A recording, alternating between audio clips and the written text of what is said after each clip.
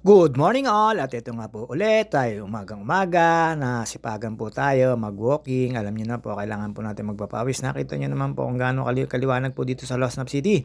At ayan, palampas lang po tayo sa mga tindahan ng mga tropa at mga kakilala. Ayan po, malapit po tayo sa Talibaba. Nandito lang po tayo sa gilid at kailangan po natin manabihan at kuha po ng mga sasakyan. At ayan, siyempre busy po yan kasi holiday po ngayon at saka marami pong tao ngayon at dumaan po tayo dyan kana Ate Ming at Ate Flor, Ate yun kay Marvin na tindahan. At alam niyo naman po, basta ito, walking lang. At nakasalubok ko si Ate Nancy at si Master Jonathan dun sa may papuntang Laguna. At syempre, papanik po tayo ng lago para pagpawisan po at medyo mangkan lamig-lamig po talaga. Sobrang lamig po talaga. At alam niyo naman po, pagdaan po natin dito at yun, natsyempohan ko rin po ang aking kaibigan na si Cerilio Eloy Hernandez. Shoutout sa iyo at kumabay pa po dyan yan. Dinaanan ko po at nagkita rin kami sa wakas. Shoutout sa family mo, sa Eloy. At ayan, nakita ko pa may tinda po siya. Ang tinda niya po ay banana. At binibigyan niya nga po ako. Siyempre sabi ko, okay lang. Meron naman akong at nahiya rin ako. Isang piling ba naman yun daw ang paninda niya. Pero kung may papaya, bibili po ako. Ang bait po niyan. Lalo sa aming magkakapatid. At ayun, nakita ko po siya dyan. Nakatambay. Ayun nga, sabi ko, natsyempohan ko na. Eto na, matagal na nating hinihintay. Nagpangita rin tayo. Ayan, may paninda po siya dyan. Ang aga po niya nakakaubos kaya hindi ko inabot ngayon. Nag-walking ako. Ayan, nakakaway po yan. Ayan. Nagpangita rin kami. Ayan. Shoutout daw, shoutout. Ayan, shoutout sa pamilya mo, Loy. At yun, diretso lang po tayo dito. Paglampas ko po dyan, nakita ko po yung Queen of the Riles na mayroong paninda. At ayan, aking kaibigan na si Lantin. At ito po, dire-diretso lang po tayo dyan. Nakita ko si Ate Flor. Ayun, kumamay pa sa akin si Ate Flor. At syempre, eto, yan ang Queen of the Riles, si Lady at yung family niya, mga kapatid niya. Ayan, yung mga sa asawa niya, tsaka yung bayaw niya. Tapos diretso lang po tayo dito. Naglakad po tayo. Ayan, paliwanag na. At hindi ko po inabot dito si Pinsan Chino. Akala ko abutin ko po siya dyan. At syempre, hindi po tayo makatawid. Gawa po ng daming sasakyan. Agang-aga po, pero wala pa po traffic ngayon. Syempre, nagagawan po ng paraan niya mga yan. At alam nyo na po, sobrang busy po ng kalsada ngayon kasi December. Ayan, nandito na pa tayo sa tagiliran ng isang resort. At alam nyo naman po tayo, eto lang, walking lang, panik po tayo sa taas. At ang bait naman po ng bukas or sa isang araw, bili ko ng pandesal yung nagbabantay. Pakonsuelo di Bobo ba? Siyempre, ang bait naman po ng bantay at nakakapanik po tayo. At sarap naman po kasi mag-walking doon. Kaya napakalamig po. Ayan, nakita nyo naman po yan. Siyempre, alam na hindi po ako nagpumidal, gawa ng gusto ko po mag-walking, jogging, sana all. Meron po ako dating mga kakasama na mag-walking, lalo po yung inaanak ko, si Dana May Baluyot. Ewan ko bakit ayaw na. At dito po, nakasalubong ko si Master Jonathan at si Ate Nancy. At sabi ko kung pumalik, hindi naman daw at dito lang po sila. Siyempre, mga nakikita nyo po ay mga aking kakilala at ka-close friend. Nakita nyo man, jogging po yung mag-asawa. Dire-diretso lang po tayo dito at nagpaalam po tayo. Ayan, medyo kakanan lang po tayo. Dito po ako dumaan sa unang kanan niya. At paikot po tayo. Medyo mahaba-haba ho ito pero hindi ho ganun ka taas. Yung kabila naman po, napakaikli lang po pero ubod po ng taas. Siguro nakahiga o nakadapa na kayong lumakad talaga. Ang sakit po talaga sa kabintian. Siyempre, dalawa, 40 ang sasakit sa inyo. Binti-binti kaliwat kanan binti. Ayan. Ito po, napakahirap na pong panikin po ngayon to ng bike. Gawa po ng malumot kaya hindi po ako nagbababike dito. Walking na lang po. Siyempre, medyo madaling araw pa yan, 5:30, medyo paliwanag na po yan. Ang tagal ko pong pagpawisan dyan kasi ang lamig po ng panahon at ang lamig po ng mga tubigin, ng mga hangin na pero siyempre sariwang-sariwa. Party po rin to, ito po ng Mount Makiling, paanan po ito. Ayan, nakita nyo naman po yung paglakad ko. Medyo slide dahil po ayan, paangat po talaga yan. Ang dami po dati lalo po ng pandemic dito. Ang dami po talaga nagwo-walking dito. Kailangan po natin magpapawis. At ayan, sobrang nakakaramdam po ako ng pawis dyan. At pagdating po doon sa taas, alam nyo na, medyo masukal-sukal na. Pero okay naman po, ang dami po ako nakikita na daan at nagbubundok dito. At marami rin po nakatira rito. May small community po rito. At pagkatapos ko po rito sa unahon na to, eto na po tayo sa pangalawa. Yan po, overviewing po yan. Kaya lang matataas po yung punong kahoy. Kaya medyo ayan, hinihingal na po tayo. Isang A naman dyan, GT. Pero ano po yan, pawisan na po ako dyan. Pero hindi pa hanggang bewang, nasa dibdib ko lang po yan. Basang-basa po ako syempre sa shoutout sa nagbigay ng aking damit na si Pisan Oyen's Wi-Fi, shoutout sa iyo. Ayan, papanik po tayo dyan. Nakita niyo naman po, tagaktak na yung pawis ko kahit po malamig, kahit po mahangin. At syempre medyo pagod-pagod na yan. Pangalawang ahon na po yan. Dito po talaga napakahaba nito at makakasalubong ko po dyan yung magbubuko. Sayang, wala akong dalang pera. Hindi po ako nakabili at di ako nakainom. Pero ayan, nakita niyo naman po yung lakad ko. Medyo hinihingal na yan. Hindi lang po rinig sa video kasi overvoice po ginagawa natin. Pero pag in-upload ko po yan nang walang mute, alam nyo na po, sobrang hingal ka na po dyan.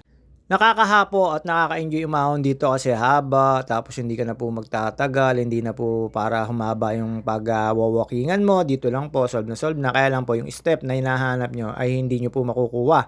Kasi kukunti lang po ito pero pura apahon na yan. Si kuya, inabot ko pa po sa babayan. Siyempre, nakita nyo naman po, ilang buko yan. Talaga nakakapagod pong panikin yan.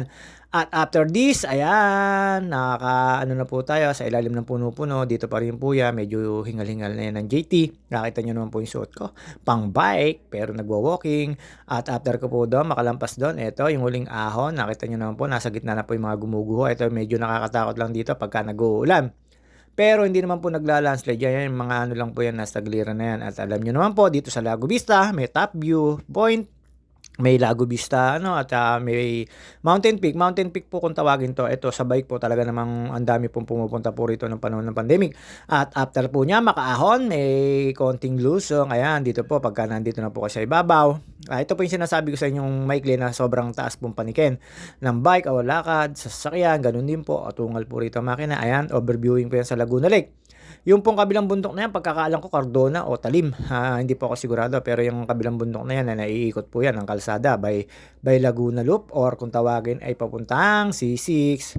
At ito po, siyempre, alam nyo na, shoutout nga pala po sa tropang OG, Mama Mia, Dana Hutut, Mary Grace Villapando, Cheryl Lourdes Pabalate, paring Arvin at paring Jervis at si Elvis Pualagaya, Jerome Mendoza at Marilit Sebastian, ang mga tropang OG, lahat kami dati ng kabataan, magkakasama kami yan, puro kami pasaway. Ngayon, dati, wala pa, malayo pa yun sa bituka. Ngayon, puro pampapahid at pampainit sa katawan ng mga dalang pabango. Alam nyo na. At yun nga po, hindi natuloy yung reunion namin. Pasensya na.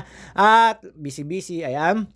Overviewing at syempre si Pisan Cardio Bernard Sensil at si Sir Gilbert Aguirre at kay si Miss Aguirre at si paring Anoy, paring Arnold Dabiar, paring Eugene Palentino, paring Joseph Katapang at paring Topper Sarmiento. Shoutout sa inyo. At alam nyo na po, alam na dis mga at yung nanonood lagi sa akin ng nakakaantok daw, Beron Lucas at si Bernadette, nakamukha ni Ate Entang, shoutout sa inyo. At yun nga po sa mga nalilimutan natin, pasensya na po. Si Ate Mates Paunlagi Cuevas, shoutout sa iyo. Syempre, hindi mawawala yon. Si Ate Mates, ingat lagi dyan. Syempre, ito, pababa na po tayo. At ayan, yung pong gitnaan na yan. Syempre, pababa po dyan. At syempre, kay Wilbic Abalos, shoutout din sa iyo. Siyempre, pagka po kayo ay kakain, may almusal po kay Ate Aton at kay Wawa Pinky Eatery. Meron po yan. Bukas na po ng umaga yan. Pakasarap po ng mga pagkain dyan sa dalawang yan. At si Ate Aton naman pagtanghali. Si Wawa Pinky Eatery with Papa Tange, the PTJ President, napakabayad. Kain po kayo doon tuwing umaga, bukas na po yun. Na in front of Cheches Store, katabi po ni Tita Ali at yung dati po nilang tindahan. Bayou beside o harap ng Padre Resort. Kain na po kayo doon. Masarap po pagkain doon. Sure po ako doon. Siyempre, eto, pababa na po tayo. At alam nyo naman po, pag pababa to, medyo ingat-ingat tayo. Madulas po yung kalsada. Nagmamadali po akong dyan, bumaba. Gawa po nung Teya Kitchenomics. Siyempre, quality control tayo. At tinabo ko, napakasarap po ng tapa sa chef ng Teya Kitchenomics. Ayun po, si Assistant Chef. Chat. Siyempre, KMCA Resort. Kayo naman po ay kung gusto nyo maligo or magpa-reserve. KMCA Resort, KMCA Lagoon, KMCA Nagomi, KMCA Docks, KMCA RNG, KMCA JP, KMCA White House. Ayun po, mamimili na lang po kayo. And look, Monet Castillo, sa mga lahat po ng gustong magpabook or maligo o mag-Christmas party, open po yan. Chat nyo na lang po ang Monet Castillo or may number yung page na yon. ay pag-ugnayan na lang po kayo. Ayan, pababa na po tayo. Siyempre, alam niyo na, 'pag kumita po 'yon, meron po tayo do'n. Hindi ako pababayaan ng mga kapatid ko do'n. Alam na this at ayan, walking-walking lang po tayo. Medyo mainit na po diyan. Nagmamadali po talaga tayong umuwi diyan. Gawa po ng para abutin ko po yung ating Teaki Tsunamics. At dito pa ako dumaan sa may Lazaro Compound at pagdating ko po rito sa Lazaro Compound, dumaan po ako sa Purok 1, ang area po ni na paring Anoy, na paring Eugene. At syempre, daanan ko rin po yung bahay ni na Cherry Lourdes na ano na ngayon, ang tawag dito? Resort na. At nakapadaan po ako dito sa isang kaibigan na matalik na kaibigan. Siyempre, yung kanyang asawa na si Papi na may trabaho na naman. Good job naman yun. At natutuwa ako na may trabaho si Paring Papi. At yun nga po, nadaanan ko po si isang may pinagkwentuhan kami. Ang pinagkwentuhan namin ay parehas kaming galit. Hindi, joke lang po yun. Hindi po totoo yun. Napag-chismisan lang po namin. Ito po, sa haba po nito Lazaro Compound, wala na po akong nakita makakachismisan at pag-uwi ko po ay medyo pahipahinga na lang po tayo at nadaanan ko po si Queen of the Riles, si Lady. At syempre, meron pang customer po. May sumisilip po, hindi ko po alam kung sinong sumisilip na yun. Basta ako, yung nakikita ko sumisilip sa kanya, laging ubos yung paninda. Lagi din na po sarado ang tindahan. Syempre, sobrang lakas po ng kanyang paninda. Ayun nga po, lagi po siya sara. At syempre, ito, alam nyo na, Purok 1 po ito. At dito ko po nadaanan yung isang aking kaibigan na si Isang. At shoutout nga pala kay Tol Marlene Luzon at sa yung asawa si Gotones na si ano. Yun nga. At syempre ito, dire-diretso lang po tayo dito. Dumaan ako sa tindahan mo, ba't wala ka doon? Marilyn Luzon. At ayan, dito po tayo napamarates, napakwento po tayo na medyo matagal. Siyempre, kaibigan natin to, hindi natin pwedeng titigilan to. At may tindahan na po siya dito. Nagugulat nga ako na akala ko kay Leo, yung pala sa kanya na. Yun naman, mabuti naman. At alam nyo naman po, napakwento po to. Yun o, nakita nyo po yung mga tinatirapay na yan. Nung silip ko siya, bantay, ano raw siya, ano bang tawag dito? Restrict, hindi raw siya pwede lumabas. Ayan, nagtatakip pa naman. Ayan, napakwenta po tayo dyan sa kaibigan ko yan, si Isang. Ayun, pagkalampas po dyan, diretso na po tayo dito. Eto, nakita ko nyo naman po, nakita ko po dito si Pinpin. At sabi ko, Pin, sayang, ilang beses kang tinawag. 50k na. Naging bato pa. Tawa ng tawa si Pinpin sama daw ng pakiramdam niya. At ayun nga po, hindi talaga para kay Pinpin yung 50k. Sayang. Nakabuti, tumubo sa ebak. At syempre po, chika lang yun. At may nagchika sa akin, na-shoutout nga pala po yung lagi kong kamarites. Yung isang kapatid dito, at saka yung isang kapatid niya na maligalig. Ayun nga po, yung taga Miramonte. At syempre, lagi kong kachat. Si Maika, shoutout sa iyo. Kay Alki at kay Ajang na Inglesera. What is your name? Where do you live? Di ako masagot. Sige, demo, kaya nadaanan ko po. Syempre, mga taga-Pansol po yung nababanggit ko yan. Dito po ako dumaan dati, dumadaan ako dito. Mary Grace Villapando, ayan, nakasarado. Tawag ako ng tawag dyan, wala naman sumasagot. Baka nabuking si Doc Ayok tsaka si Mama. Ayun. At nakita ko po dyan si Ati Neneng at si Kuya. At dumiretso na po ako pa uwi. Ayan, sinigawan ko dyan si Josepina. Nakita ko po kasi hindi na ako pumasok kasi may aso yun. Sinigawan ko po dyan si Josepina. Tawa ng tawa po sa kanya, niloloko ko kasi. At syempre, diretso na po tayo pa uwi at nadaanan ko dyan si Kuya Jaime. Ayan po yung mga binabanggit ko. Syempre, isa po pilido yung mga yan. At syempre, close friend natin. Wala na po si Kuya Danny. Kasama na po ni Ate Nati at ng aking ina at ama na nasa langit. Sigurado ko nasa langit sila kasi mababait sila ng mga nilalang. Ewan ko lang yung mga anak na kagaya ko. Joke lang po. At yun nga po, syempre, diretso lang po tayo dito. Dawid po tayo dito. Eto, yung bahay nyo, Cherry Lourdes Pabalate. Ayan o. Yung tinatawid noon bago tayo magdasal, pagkatapos magdasal. Tapos, alas 6 yan dyan, paano ka na makakatawid dyan, Cherry Lourdes Pabalate. At syempre, ito, diretso lang po tayo dito. Ayan, may nakasalubong po natin mga taga-Pansol. At pagbaba ko po rito, syempre, tawid lang po tayo. Senyas-senyas lang po tayo. Wag po kagad, porke nasa pedestrian. Tawid po agad. Senyas-senyas din sa mga driver para alam ng driver kung pagbibigyan kayo o hindi. Kasi meron ding alanganing takbo, meron ding nagmamadali. Kaya hindi mo masisisi. Syempre, driver ako. At nakita ko si Boss Bornok. Ayun, deliver na siya. Ayun po, kinakawayan ko po siya. At ayan, syempre, eto, diretso na po tayo, tawid, gamit ang pedestrian lane.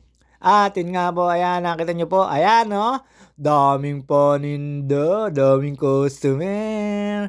At syempre, hindi niya alam na kinunan ko siya ng video. At after po dyan, eto po, nakita ko naman po si Ate Rosalie. Eto po yung sinasabi ko sa inyo, wow, pinkies.